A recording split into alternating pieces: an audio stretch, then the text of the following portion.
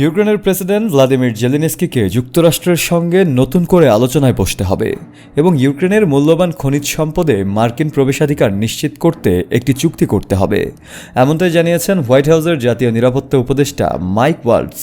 বৃহস্পতিবার হোয়াইট হাউসে এক সংবাদ ব্রিফিংয়ে ওয়ালটজ বলেন, মার্কিন প্রেসিডেন্ট ডোনাল্ড ট্রাম্পকে অগ্রহণযোগ্য অপমান করার কারণে হোয়াইট হাউস জেলেনস্কির প্রতি গভীর হতাশা প্রকাশ করছে।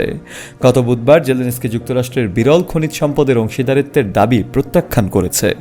ট্রাম্প সতর্ক করেছেন, যদি ইউক্রেন এই চুক্তি না করে তাহলে রাশিয়ার সঙ্গে চলমান যুদ্ধে মার্কিন সহায়তার বিষয়টি পুনর্বিবেচনা করা হতে পারে।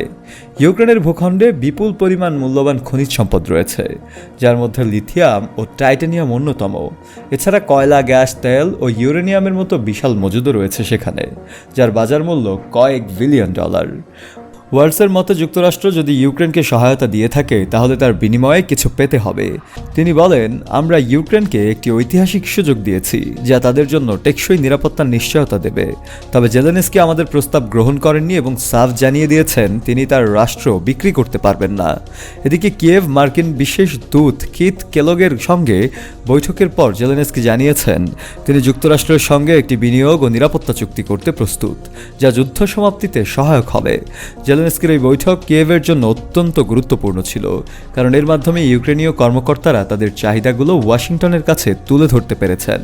বৈঠকের পর এক্সে দেয়া পোস্টে জেলেনস্কি বলেন, আমরা যুদ্ধক্ষেত্রের পরিস্থিতি, যুদ্ধবন্দীদের মুক্তি এবং নিরাপত্তা কার্যকর ব্যবস্থাপনা নিয়ে বিশদ আলোচনা করেছি।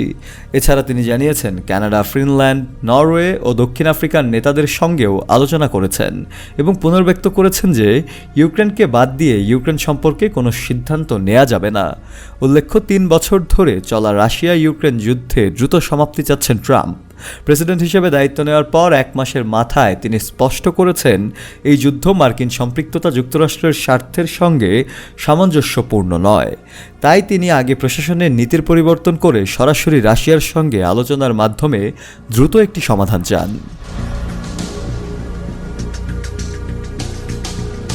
শফিউল মাওলা, কালের কণ্ঠ।